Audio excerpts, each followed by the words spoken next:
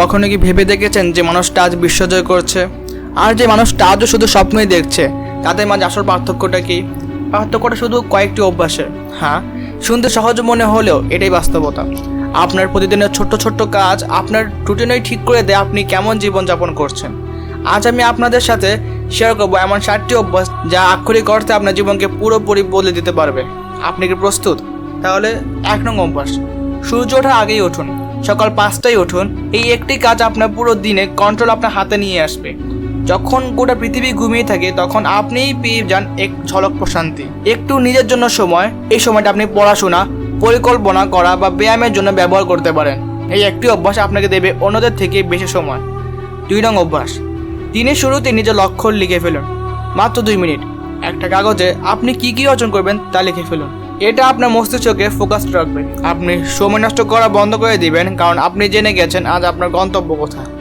3 নং অভ্যাস, 20 মিনিট বই পড়ুন। বই হচ্ছে পৃথিবীর সফলতম মানুষের অন্যতম মেন্টর। তিনি মাত্র 20 থেকে 30 মিনিট বই পড়ুন। 1 বছরে আপনি পড়ে ফেলতে পারেন প্রায় 12 থেকে 13টি লাইফ চেঞ্জিং বুক। জ্ঞানের এই বিনিয়োগই আপনাকে আপনার পেশায় এবং জীবনে এক অসাধারণ চেঞ্জ এনে দেবে। 4 নং অভ্যাস, নিয়মিত ব্যায়াম করুন। শরীর ঠিক থাকলেই মন ঠিক থাকে। দিনে অন্তত 30 মিনিট হাঁটা, জগিং বা ব্যায়াম করুন। এন্ডোরফিন হরমোন আপনার স্ট্রেস দূর করে আপনাকে রাখবে এনার্জেটিক এবং ইতিবাচক। 5 নং অভ্যাস, একটি কাজ একবারে করুন। মাল্টিটাস্কিং বাদ দিন। একক সময় একটি কাজ, ফোনটা এক পাশে রেখে দিন। নোটিফিকেশন বন্ধ করে পুরো ফোকাস নিয়ে কাজ করুন। দেখবেন কাজের মান এবং গতি দুটোই বেড়ে গেছে। 6 নং অভ্যাস, নেগেটিভ মানুষ এবং নেগেটিভ কন্টেন্ট থেকে দূরে থাকুন।